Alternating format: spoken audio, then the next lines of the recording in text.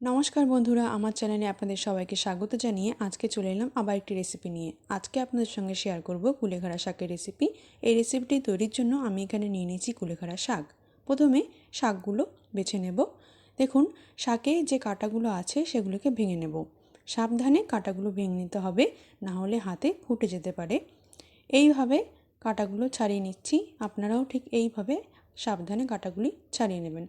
দেখুন, আমি কাঁটাগুলো ছাড়িয়ে নিয়েছি। সমস্ত কাঁটাগুলো আস্তে আস্তে ভেঙে নেব। কাঁটা ছাড়িয়ে নেওয়া হয়ে গেছে। এবার আমি শাকগুলোকে ভালো করে ধুয়ে কেটে নেব।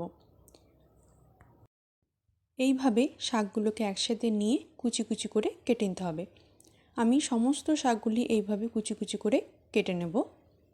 একেবারে কুচি কুচি করে শাকগুলো আমি কেটে নেব। দেখুন, আমি শাকগুলো এইভাবে কুচি কুচি করে কেটে নিচ্ছি। সমস্ত শাকগুলো কেটে নেওয়া হয়ে গেছে। আর সাথে নিয়েছি পেঁয়াজ কুচি, কাঁচা লঙ্কা কুচি, আদা কুচি ও রসুন কুচি। এবার কড়াই বসিয়ে দেব। তাতে দিয়ে দেব সামান্য তেল, আর ফোড়নে দিয়ে দেব কালো জিরে ও রাঁধুনি।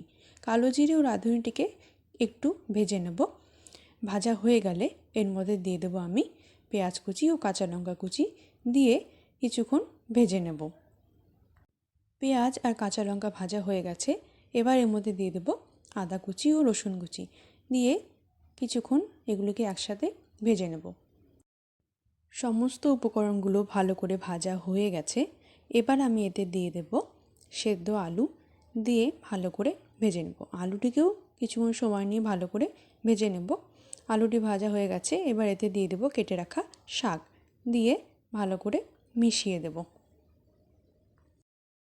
সমস্ত কিছু ভালো করে মিশে গেছে। এবার এতে দিয়ে দেব স্বাদমতো লবণ ও হলুদ গুঁড়ো, দিয়ে মিশিয়ে নেব। কিছুক্ষণ এইভাবে রান্না করে নেব। 1 মিনিটের মতো এইভাবে রান্না করে নেব। এরপর এতে আমি দিয়ে দেব সামান্য জল দিয়ে মিশিয়ে নেব। ভালো করে মিশিয়ে নিয়ে 2 মিনিট এটিকে ঢাকা দিয়ে রেখে দেব। 2 মিনিট পর ঢাকা উঠিয়ে কিছুক্ষণ নেড়ে এটিকে রান্না করে নেব। কিছুক্ষণ রান্না করার পর এতে দিয়ে দেব ভেজে রাখা মাছের মাথা, দিয়ে ভালো করে মিশিয়ে আরও কিছুক্ষণ এটিকে এইভাবে রান্না করে নেব। কুলেখাড়ার শাক খাওয়া খুব উপকারী। এই শাকটি খেলে রক্ত হয়। যাদের শরীরে রক্ত খুব কম তাদের এই শাকটি খাওয়া খুব দরকার।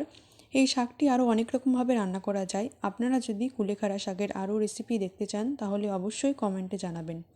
তৈরি হয়ে গেছে আজকে আমার এই শাকের রেসিপি। ভিডিওটি ভালো লাগলে অবশ্যই লাইক, কমেন্ট, শেয়ার করবেন এবং আমার চ্যানেলটিকে সাবস্ক্রাইব করে পাশে থাকবেন।